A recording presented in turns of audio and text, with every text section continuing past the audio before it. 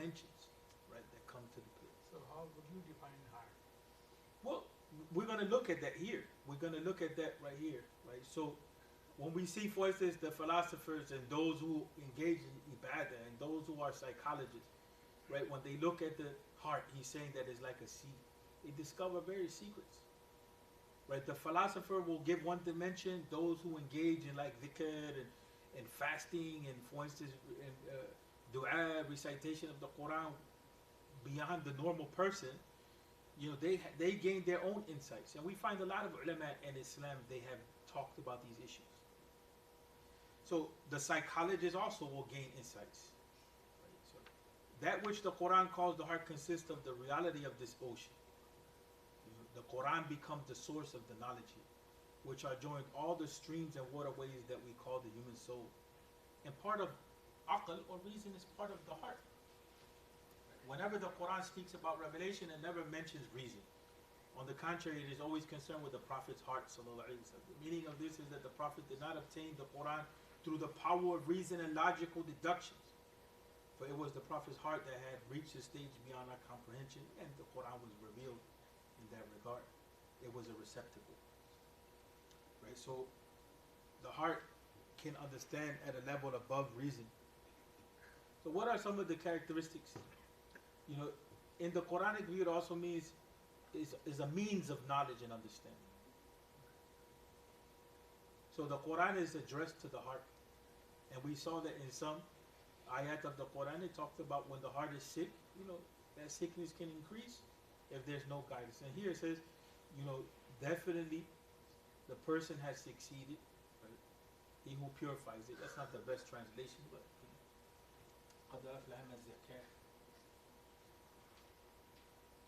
and then, the Quran talks about, on the heart is a kind of rust that seals, their hearts for what they were doing from their deeds. If you are cautious of Allah, have taqwa of Allah, Allah will place for you the light of discernment. That comes back to the heart. And the issue of those who strive in our path, we will place our path before them. Subuluna. Right? Those who engage in jihad here. And jihad here is not, jihad here is about implementing the deen. That's why when the word jihad is always just related to war, it becomes a problem, because then you take out the concept of struggle and religion, and you just say that struggle is only pertaining to issues of war when it's not. Dealing with ourselves is a struggle. And so one of the things here that's mentioned is that, when civilizations become corrupted, what happens is that, the corruption spreads. And we mentioned that before. That the human being has the ability to corrupt if the human being is not guided. Any questions about that issue? So how would you translate, spirituality, spirit, and heart with reason and with intelligence, or with your experience? The basic reality, the Sharia is the tool, gives us the tools for spirituality. And part of the tools that we get, are how to properly understand the reality of life, how to understand the created world, how to understand ourselves. This is the biggest issue right now. What's the biggest issue in politics right now with identity? What's the biggest issue that we have?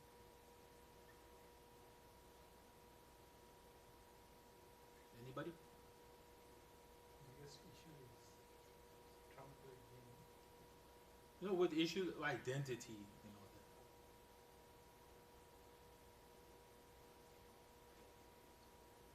No thoughts? Right now in politics, a lot of the debate has to do either with issues of race, who we are as human beings, or issues of sexuality, confusion, and all of that stuff. Issue of religious belief too. And the issue of religious belief comes back down to the issue of identity to some extent.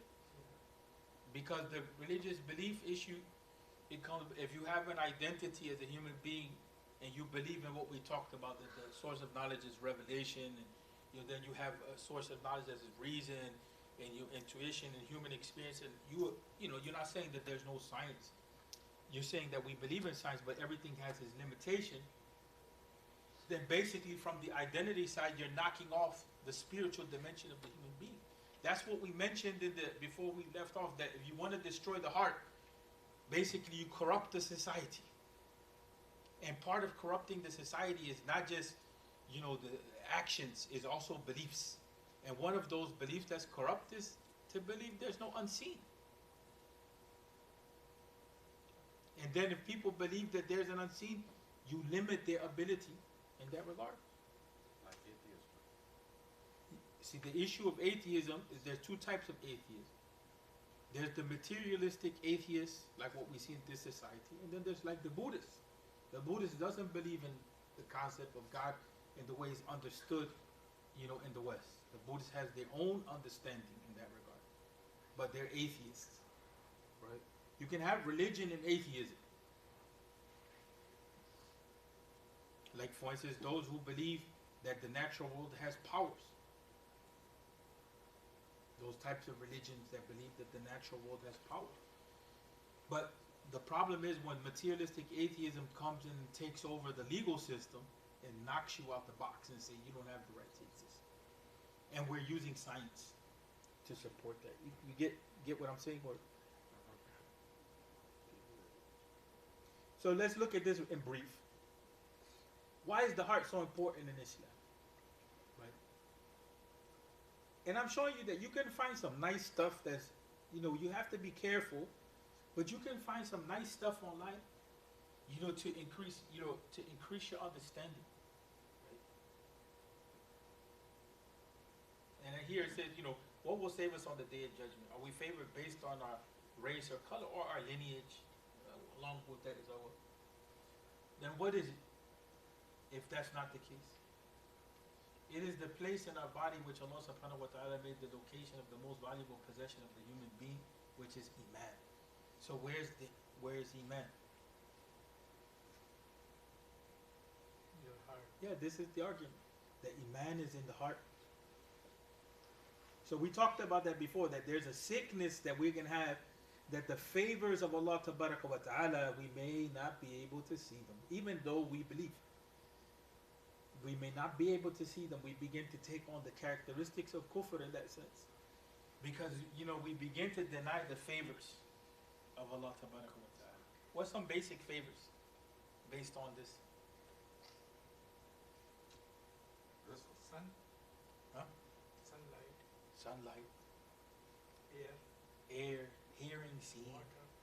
Yeah, water, the heart pumping. We know that especially if we have heart attacks or if our relatives, we see just basic stuff, health. So then here the issue becomes the concept of the sound heart. That's what we're looking at.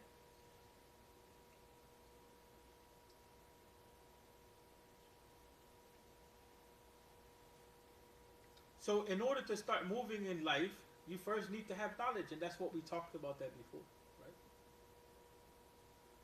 Then you can determine if something is important or not important based on that knowledge. So if we have an understanding of, for instance, that there's the life of the soul, spirituality, that type of thing, then when we look, for instance, here it says, the Prophet ﷺ said about your heart, truly in the body there's a morsel of flesh, which if it be sound, all the body is sound. And which if it be disease, all of it is disease. Truly it's the heart. This is important as a fact.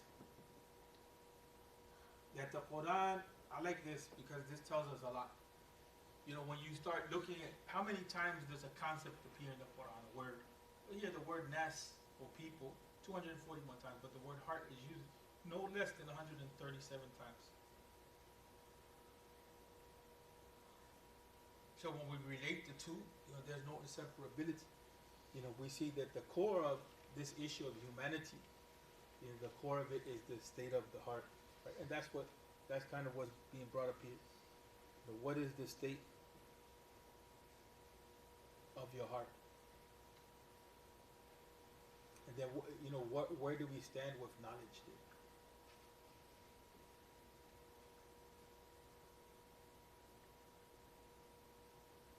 this is the hard part. Will you benefit from it by practicing it or not? If the heart is in a state, of distress or negligence or whatever, do you think that the practice of the deen is going to come easy?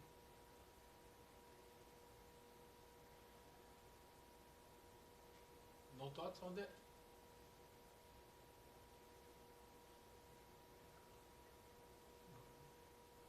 If, for instance, if the state of our hearts, if the heart is distressed, or even if the heart is preoccupied Yeah. with other than Allah Tabaraka wa Ta'ala, will practicing the deen, would that be easy or not? No. Huh? No. So, for instance, if we want to talk about the issue of practicing the deen, then where do we, where can we start? Yeah. The issue of the heart. And so from the heart we see, decisions are made. The intention. Excuse me, one thing. Yes. Over here is hard when you are making any decision. Yes. It's not only hard, but it is your brain also that analyzes and then transmits to your heart, and then you say yes or no, wrong or right. Yes. But we said before that whole processing thing is part of the heart ultimately. Right? It's part of the heart. It's not just a rational process. What about the issue of intention? Why did you do something? Yeah, intention is from heart. Right? And so maybe the logical mapping it out, you're reasoning with that. But why you do it, and is it right to do it? You may look at consequences, but ultimately you have to come back to what? To the heart. Yeah. You're right. I mean, we're not denying that there's a role of reason in that sense. We're not denying that there's a role of thinking and calculating and considering. But, we're looking at, for instance, this is another way to understand. This is a Quranic way to understand, which is not putting so much emphasis on that, rational, strategic process. That doesn't mean that the Quran doesn't think about strategy, right? But we're talking about ultimately, how is it that we connect with ourselves in the unseen, with Allah Ta'ala? It comes back to the issue, of the heart. Yeah. We see that. Yeah. We see that in ourselves. What happens when you're not 100% in your practice of the deen? Your iman decreases. Sometimes even salah becomes difficult. What happens when for instance, your iman increases? You find that it becomes easier to practice the deen. What happens when you're in an environment in which iman is reflected? How many times? More Easy. How many times if a person is in a masjid, you don't have to say it out loud because some people may feel embarrassed. But if you're in an environment with people, it could be the masjid or wherever people are practicing, you may not want to practice the sunnah, but somehow you gain that motive. Oh, brother, let me practice the sunnah. Or a reminder comes in. Those are, that's where the states of the heart. A lot of the youth complain about that issue. That feeling of boredom, that feeling of something is wrong, anxiety, all of those things that we're experiencing in today's time, it is because of the heart. It is because of the heart. That doesn't mean that we deny what's going on outside in the world as far as problems, but it is because of the heart. We've abandoned, like a lot of our youth right now, they have no concept of the reality of the heart here, of what it means as far as dhikr or whatever. Dua, dhikr, just sitting still without being bored, being able to take that moment of being in the presence of Allah. You get what I'm saying or no? This is a big issue. Can I ask you a question on Yeah. sometimes the heart is there, Yeah. but it's pointed to the wrong direction. So in other words, No doubt. you're influenced to do something else, whereas so you're thinking you're in the right direction, and your heart is into it, but it may not be the correct knowledge. Like, how do you kind of explain how this kind of works with that? What do you mean, like your life So goals let's or say something talk like that? about people that are not Muslim, Mhm.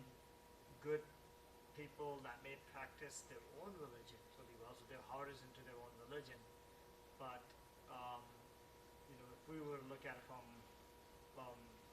Muslim perspective, we would say, hey, look, you know what? They're good people. Their heart's into it, but they're not in the right, you know. Yeah, direction. they're not within the guidance of the Islamic framework or noble. No, but that comes back to us. Every year, because the Muslim Ummah, this is why some of the scholars they define the world as consisting of communities.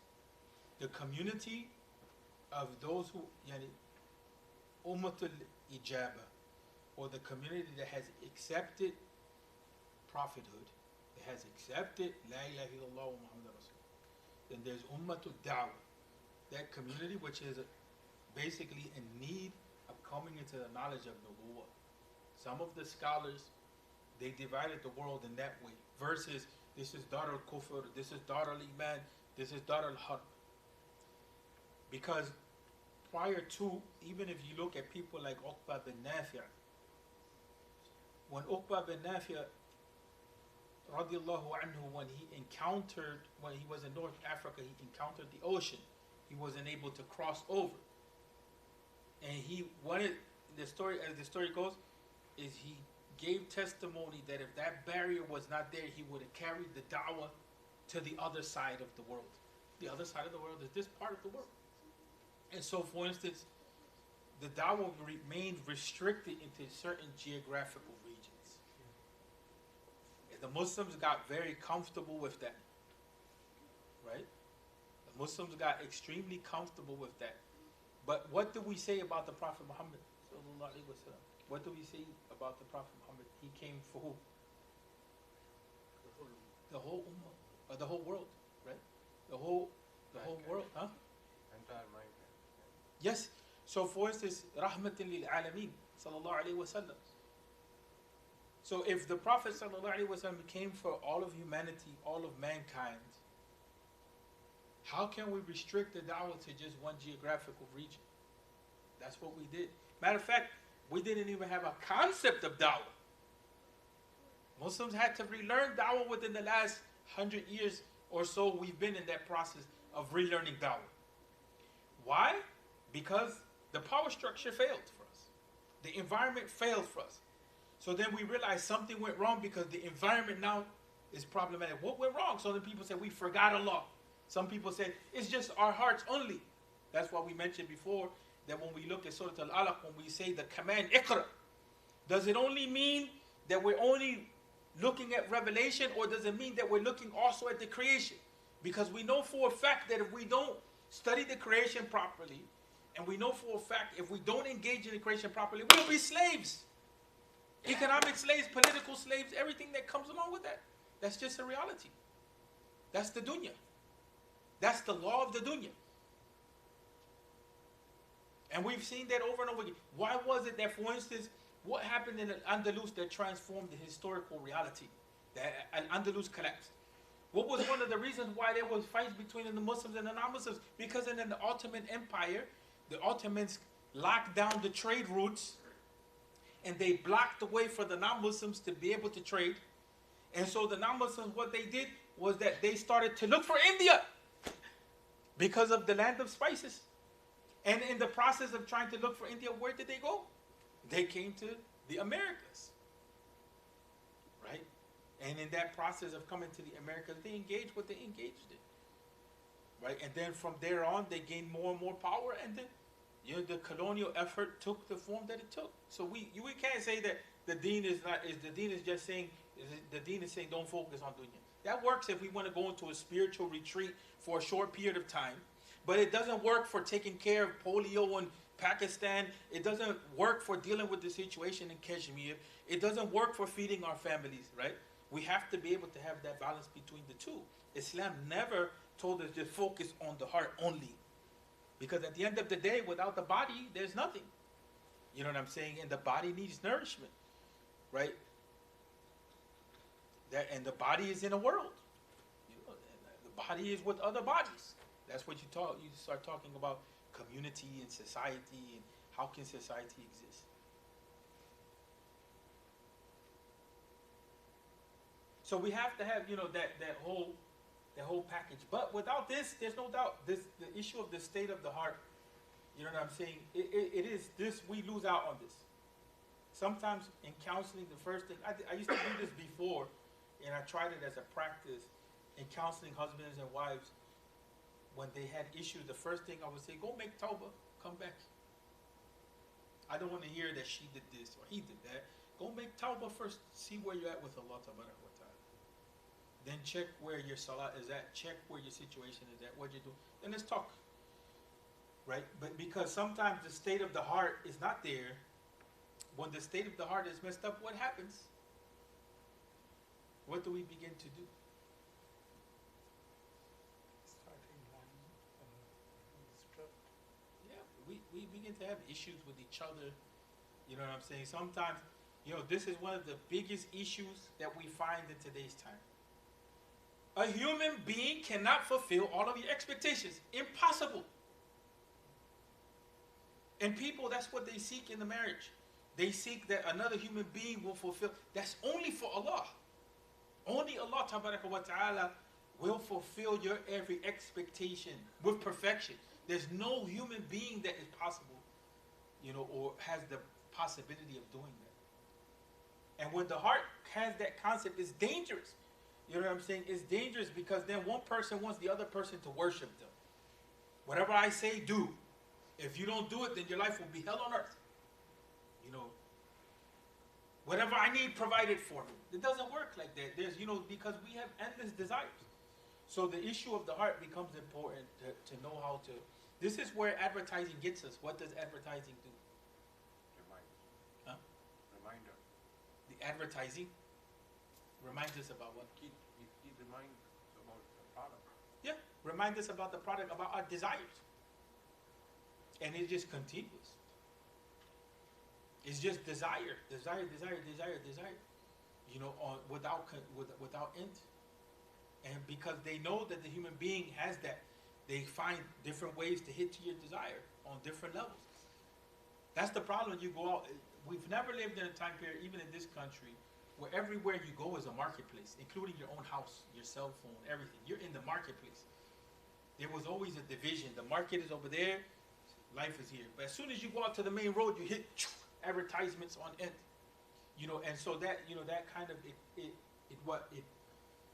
preoccupies our heart.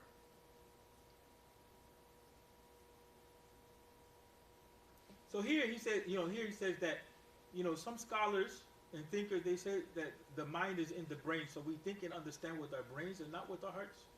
He then said that the center is actually the heart. Imam Ibn Kathir, he said the arrogant philosophers say that the mind is in the brain. Right? To believe, to disbelieve, to understand, to comprehend, to have tranquility, to feel confusion, to have tawakkul, to have khushu', all of these are functions in the heart.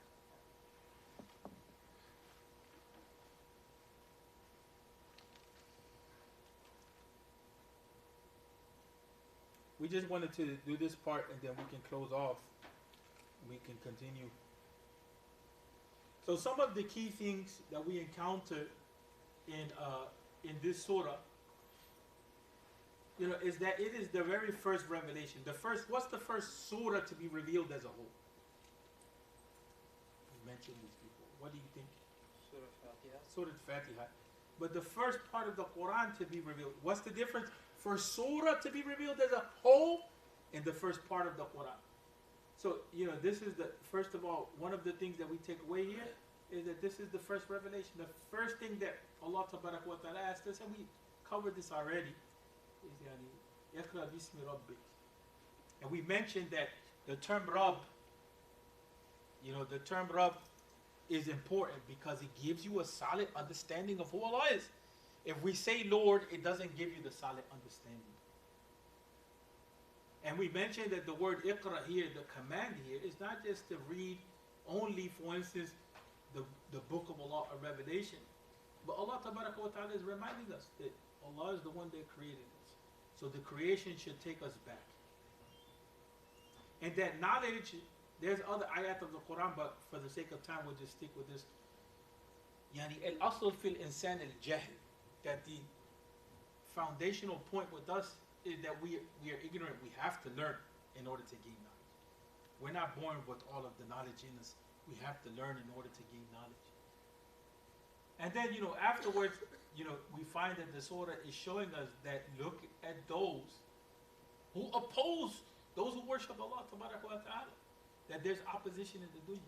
So that, the second part of this surah, it was revealed when the Prophet ﷺ began to pray, right? And then we see that Abu Jahl, he began to try to forbid the Prophet ﷺ. This is what happens when you try to bring correction to people in situations in which their hearts are not open to them, and they're actually engaging in wrong practices. This is the danger in da'wah, that when we start to correct the community, if the heart is not right, they will oppose. And also, we have to be careful. Like some people, this created a lot of fitna. This type of approach of we're going to reform because people, are not in the right condition. You have for instance, the situation like what took place in Libya, with the war in Libya. Some brothers, the first thing they started to do was go to the graves and smash the graves. They said this is an obstacle in Ibadah. The people, that's not where the people are at. You know what I'm saying? The people are not going to understand. The people are going to understand that you are going to a masjid in which my grandfather and my grandmother and my uncles, they all understood, and my aunties, that this is a saint in here. And so you're going against the wali of Allah. They're not going to understand that what you're trying to do is you want the people to focus on acting out the deen. They're going to say that that person is crazy. That you're accusing the Muslims of shirk because you're saying that they're worshiping that. They say we don't worship that. So reforming in the deen, that's one of the lessons that we can get. That reforming practices, we have to be careful. The heart has to be prepared properly, or else you'll get a bunch of opposition. And so another point that we end with is like these are words that are all known. We want to take away these words, these 4 words. One is iqra, and this is a command to read. And we noted that this reading is not just the reading of revelation, but is also the reading of creation. It's important to look at the natural world in that regard. Another word is usjud. That here in this surah we begin to encounter the significance of sujood, right? And iqtirab, or coming close to Allah, the qurba. So sujood here is, remember we talked about the heart? How do we come to take care of it and nurture it? Here we're learning that the issue is that sujood to Allah Ta'ala. This is the path that brings us close to Allah Ta'ala. So in that sujood, the sujood becomes, the means to come close. And the significance of the pen here, we'll leave it to the next time, right? But we see that Allah Ta'ala in general is telling us that the qalam is a means to learning. But the term qalam, or the term pen, in the Quran and the Sunnah has a specific meaning. And then in society, it symbolizes, learning and understanding. But, we'll leave that to the next time. Any questions before we completely shut down?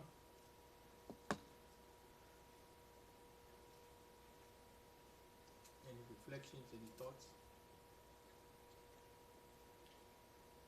One of the things I tried to do for the next class, I was going to do it here in this class, but because we took up so much time with the technology stuff, I didn't want to press you. Unless you guys want to go, if you want to go an extra 10 minutes, I don't have a problem with doing it. But if not, we can end. But I wanted you to look at the hadith that talks about the beginning of revelation. What do you guys want to do? Huh? Stay a couple more minutes, yes or no? Yes or no?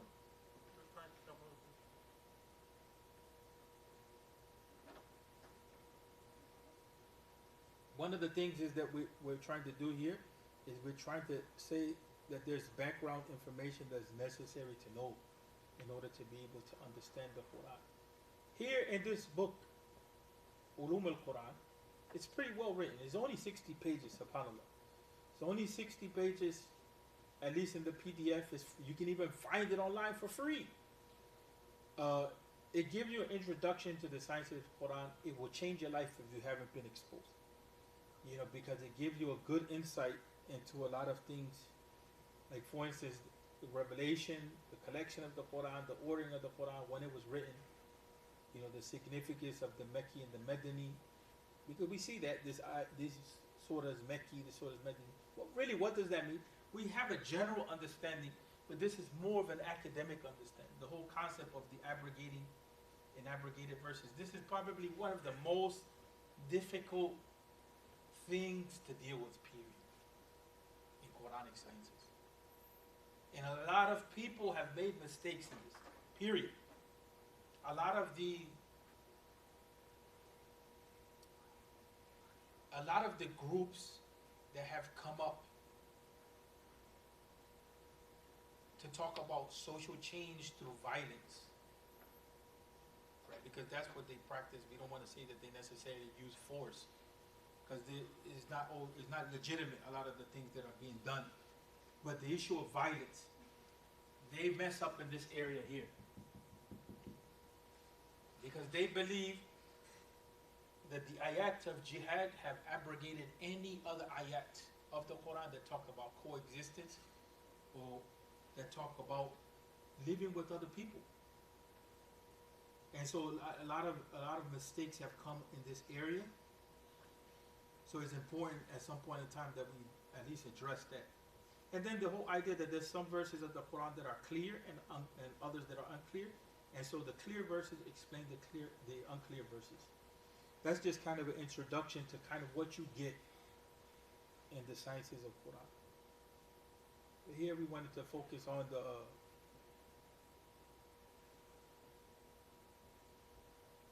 issue of revelation.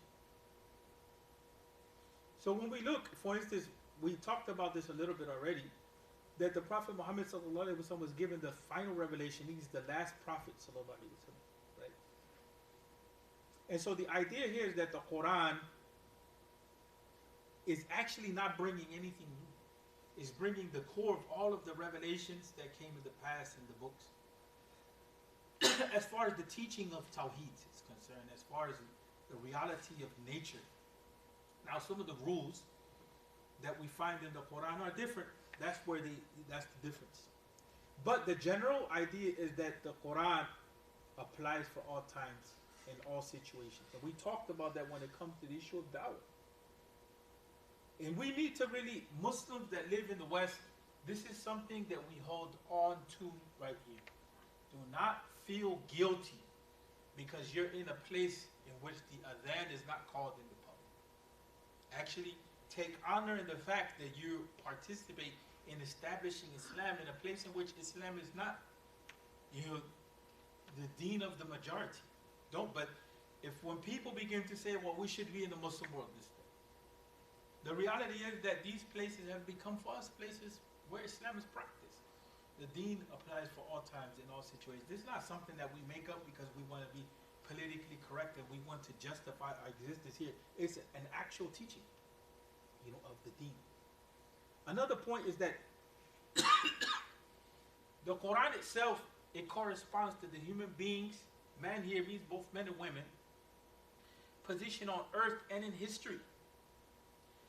I was trying to allude to this earlier. We won't understand our identity as human beings if we don't come back to this. Don't blame the non-Muslims because they're going through this movement and that movement. They don't have revelation. That's the reality. They don't have revelation to teach them their position on the earth and in history. And there's no arrogance on our part for saying that. The issue becomes that, are we sharing the revelation? And so that's something that's key and important to understand. What about the other books? The Torah, Torah. the Injil, the Zabur. Yeah. Those are the three This is main. also the revelation from God to those people. Right. It is, but it has some distortions in it. Like, for instance, for a long time until recently in Christianity, they didn't think that women had any real value. That's factual. Even debated whether she had a soul. Even blamed her for all the corruption on the earth. That is her fault. She tempted Adam. Also in their understanding of the prophets, what they believe about the prophets, alayhimus salam. They don't believe that the prophets are model people. They attribute to them sins which are beyond, what we would consider prophets to have. So those revelations, you can get some guidance from it, but there's distortion as well. Like for instance, enjoining upon the people the concept of shirk. Right. So that comes up. So here we wanted to say in brief, the Arabic word Quran is derived from the word qara, and it has various meanings such as to read, to recite, right? The Quran is a verbal noun. We don't want to get into that too much, but here in that form, it means the reading or recitation. And what we see in Surah Al-Alaq is that we're commanded to read, right? So here in this sense, the Quran means revelation to the Prophet Muhammad sallallahu alaihi wasallam. We distinguish, even though Quran is revelation, and the other books are revealed, such as the Torah, the Injil, so on and so forth. Here it means the Quran is the revelation which is given to the Prophet Muhammad sallallahu alaihi wasallam. So the part that I wanted to focus on really fast before leaving is this issue here. Is the meaning of revelation. Wahi is derived from a number of different shades of meaning in the Quran, each of them indicating the main underlying idea of inspiration, directing, or guiding someone. Right. But inspiration or guiding, we talked about the issue with intuition, right? That you can have some sort of spiritual guidance or some sort of inspiration, but it's not going to be revelation. There's a revelation, and when we talk about it in that sense, we're talking about what's given to the Prophet. And so the Quran itself defines for us this issue. Guidance in the natural intuition. So we sent this inspiration to the mother of Musa, salam, guidance in natural instinct, and thy Rabb taught the bee to build its cells in hills, on trees, and in man's habitation. This is beautiful here. Beautiful. That the bees, that the life forms, that they get a form of revelation extinction is beautiful, because when you look at the natural world, immediately you think about Allah. It's not just the scientific process. You have an understanding that Allah Ta'ala is guiding in this process here. It creates a whole different concept of the way you look at nature, the way you reflect upon nature. By science. So also intuition.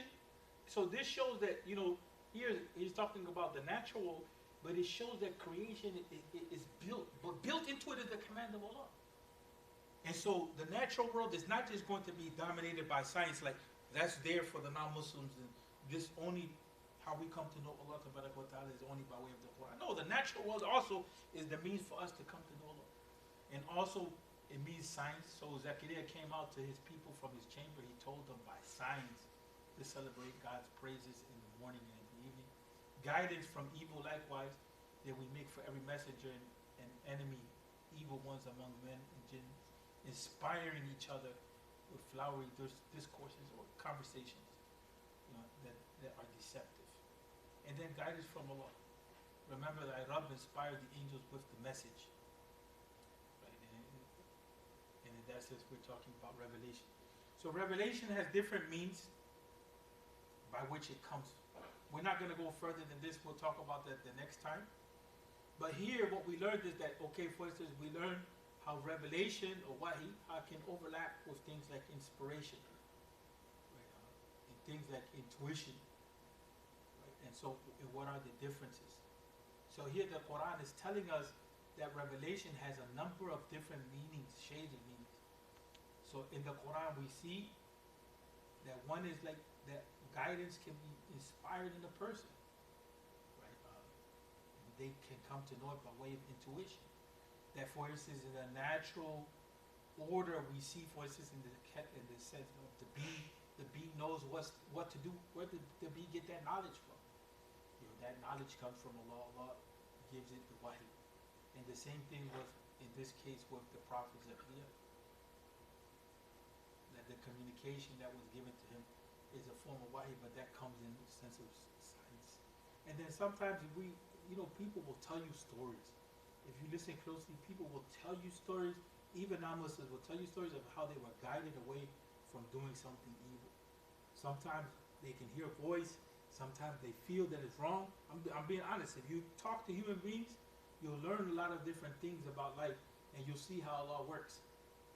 And so then lastly, we have the form of revelation that comes in the message. And then we'll talk about the means. The hadith deals with the different means. And this is the hadith of Bukhari, but that's narrated by Aisha, al-Mu'mineen radiallahu anha. The commencement of the wahi to the Messenger of Allah was in the form of good dreams. That's how it began, which came like bright daylight. And then the love of seclusion was bestowed upon him. He used to go in seclusion in the cave of Hira, where he used to worship Allah alone continuously for many days. This is in Bukhari. Before his desire to see his family, he used to take with him food for this stay, and then come back to his wife Khadija to take his food likewise again. Till suddenly the truth descended upon them while he was in the cave of Hira. So he was inspired to that, and then the actual revelation came.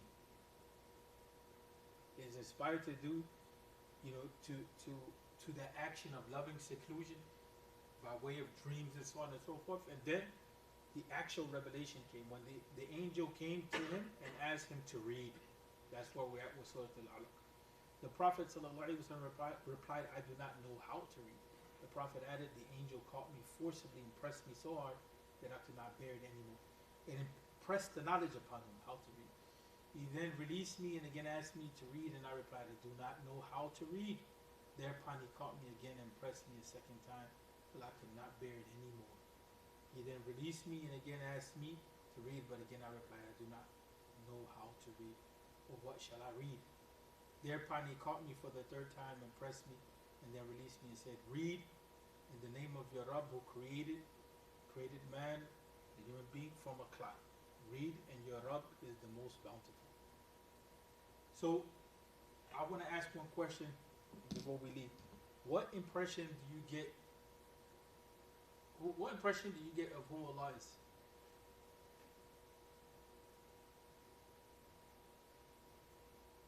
Yeah.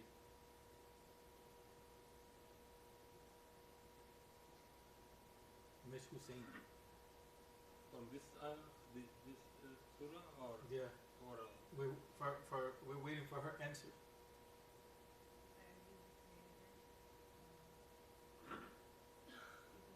Somebody is directing. Yeah, she's. What were you saying? The creator of human beings. What else?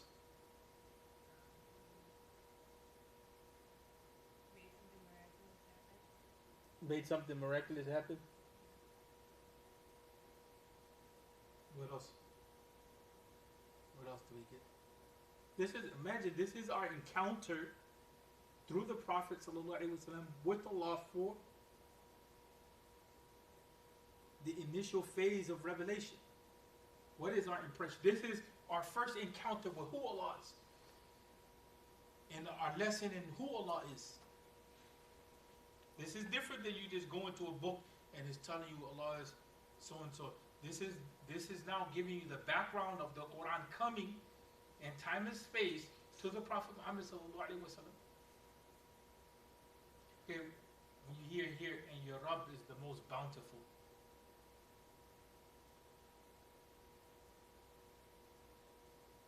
Akram. What's the impression that you get? Versus if it was it, and your Rabb is the one that's most powerful. What's the impression that you get? mercy. Why do you get mercy? Because, we may or may not deserve it, but He's always there for us. So the bounty, behind the bounty, or the giving of good, you get the sense that Allah is merciful. What else? There's something to that. If Allah is the one that provides and is bountiful, what else comes in that? He is our Rabb. Yes, He is our Rabb. But how do you feel about your place in the world like this? You creation and he is the creator. If he's the creator, you're the creation, then how do you feel about that? You're lost, taken care of. He's No. comfortable. He gave us responsibility of Obey him. We feel dawa and somebody is telling the taking- mankind of of knowledge about Allah and how to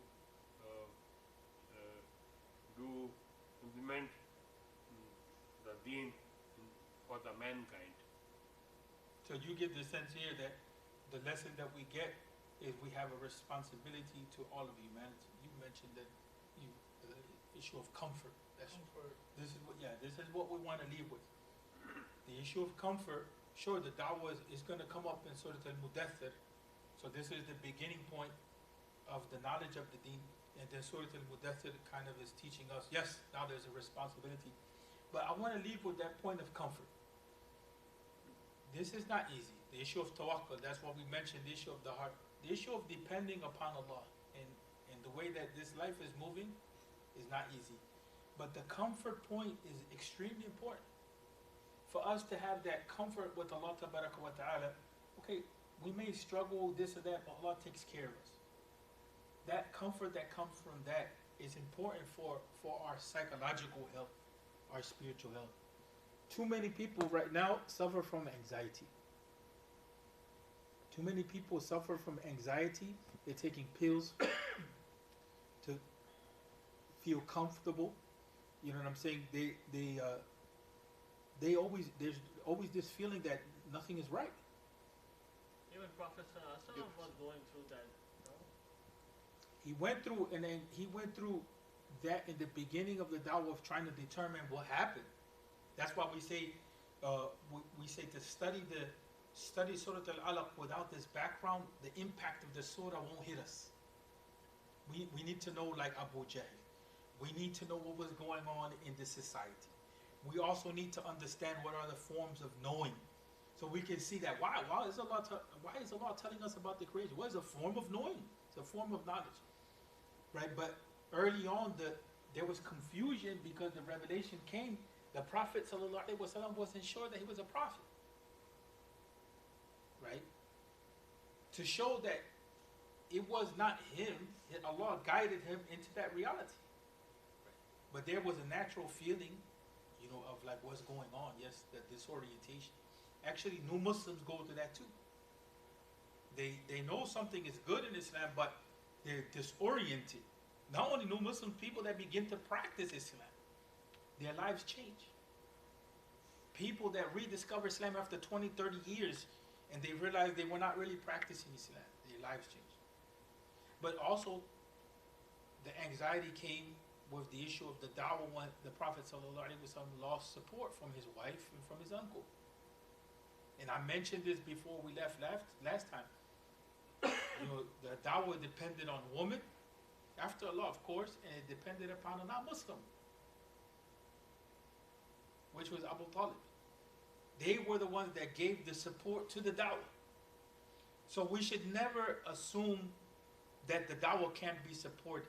We don't know where the support will come sometimes, especially in this society. Sometimes the support can come from the strangest places we won't even understand, right? But the issue of anxiety, it was there in a limited sense, right? Mata Nasrullah, when will the aid of Allah come? That's the Prophet ﷺ is recorded in the Quran is saying that. When will the aid of Allah come? We feel it. Every time we turn around in the Muslim community, there's always a big issue. Like, when will all this come to an end? But then the Quran brings that. He says, Allah, inna Nasrullah qareeb. Easy, the support and the aid of Allah will come. And for that, if we have the issue of rububiyyah, or the issue of Allah as Rabb, is extremely important. A lot of us, we already know about the issue of ibadah. We know that there's no shirk, we have to correct it and so on and so on. But in today's time, the issue of who Allah is as Rabb, the one that takes care of us, the one that guides us, the one that created us, right? The one that sustains us, right? A lot of times we have difficulty in that area. There's a sense of anxiety for that. And there's no doubt in the general society that's there. Does that, were you intending something else? No, no, it's fine. But there's no doubt, it's not easy. Let's not leave out of here thinking that this stuff is easy. It's not easy. Life brings its challenges. There's times where you can think that you have your deen on point, and situations will come into your life which will test your heart to a certain extent, and you move in a completely opposite direction other than the direction you want to go in. Iman can be squeezed out of your heart. Right? There's no doubt about that. Family problems come, it squeezes out. Economic issues come, squeezes out.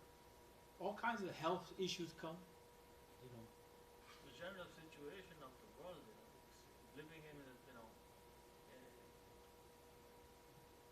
non-Muslim environment, or even if you're living in a Muslim country, the secularism is quite high in a lot of places. If somebody is trying to be on the right path, it could be hard, very hard. No, it is hard. It's hard. Now, we're adults. Imagine what the youth are going through. And then we have all kinds of expectations for the youth. Don't do this, do this. You should know, but imagine what they go through. The types of confusion and situations, and they have their own, they watch us, and they take on our struggles too. Children take on our struggles. But the idea here is that, it is hard. The idea here is like I mentioned before, let's not think of, in the Muslim world. Sometimes in the Muslim world is worse. Because there's no economic opportunity to eat in some situations. Or get medical help. I remember when my daughter, the older one that was right here, she almost died on me in Egypt when I was studying. She was a baby at the time, and we went to the hospital, and this was after being rejected from, they have all those private hospitals and this, that. 5 or 6 hospitals. And I'm walking with her mother, we're walking in Egypt. She's almost dying in my arms. I don't know what to do. We're going from place to place, and they're just denying her. So the ambulance comes. The ambulance looked at her, saw that she was limp, almost like she was almost gone. It just left her. I told the Muslim brother, I said, I'll pay you whatever you want. Just drive me taxi to the hospital as fast as you can. We go to the hospital, and it's just a crowd of people. And they wanted to take her. Alhamdulillah, they started to figure out what was going on with her. But her mom said she's not going anyway. Because, once she goes into that room, she may not be coming back out. They didn't want us to go with her. And so then after some time, we were able to go to another hospital. It was not the best hospital in the world. Ain Shams, University of Ain Shams. And when we got there, they started to stabilize her. Some young, enthusiastic, wanting to save the world youth that are studying medicine, and they're devoted to their people. That's the reality. They were trying to figure it out, what was going on with it. The point being is that when we were there was another child. I'll never forget him. I hope he's still alive. Yusuf. May Allah bless him. He's a baby. He was dying. So we were with the parents. We were in one. They put us in a room. Yusuf was in another room, but there was blood all over. There was mothers that had lost their children in another room, sitting there just numb. Because of the corruption in Egypt, the blood bags, the blood bags that you store blood with, they were contaminated. All of the blood supply in the Cairo area was contaminated. There was a sister that they made a mistake on. They cut out her uterus, and she was bleeding to death. And so the hospital is out there in the front asking people, can you please donate blood because we don't have any blood and she needs blood. They made a mistake. See what I'm saying? So sometimes, we have these struggles, and I'm a person, I think we should talk about against injustice and everything. But there's certain things that are there that we have to also realize that, you know what I'm saying, as part of the ni'mah of Allah. A lot of Muslims are going through that type of situation. You know, and they don't have anyone to support them. But with these environments, we try to counter that. We're living close to the Muslims, supporting each other, visiting each other. You know, it's not 100%. You know, that is a major problem They can't even in raise this their environment, voice. huh? They can't even raise their voice. I remember when I was living in Saudi Arabia, people used to shave their beard if they have to go to Egypt. Yeah. At that time. That was time of Muslim Mubarak. Yeah, Mutawwa, with the big beard. yeah, yeah. He had to shave everything before he used to go to Egypt on a vacation. Yeah. That's why people used to live in Saudi for 10 years, 15 years. Never want to go back. But see, you have that understanding, and this is why you have that understanding, so you know what the reality is. And the problem is that sometimes some people don't have that understanding, even some of the mashaykh. So they look at those brothers and they start saying, Making judgments. look at their ibadah, Right. no beard, no this, no that. But they're not suffering. You may go to jail for a beard. Exactly. You see what I'm saying? So that's what we do to each other in the Muslim community. We unfortunately, we judge each other without trying to understand each other's circumstances. And we do it in a way which is not fair, right? And so everyone is suffering on different levels.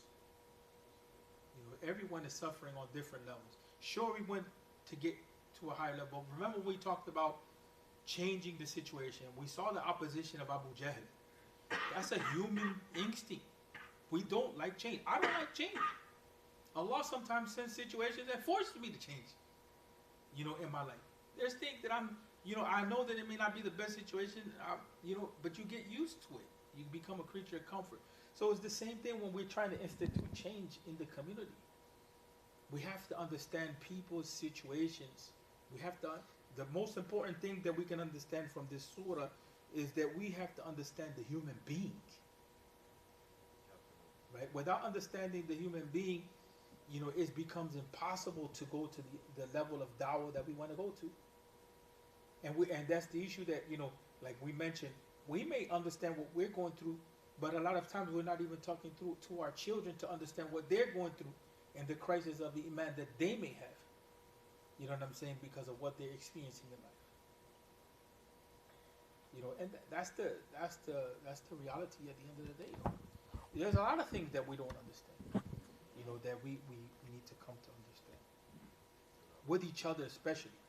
You know, with each other. Okay, so, you know, we'll end on that note. Assalamu alaikum.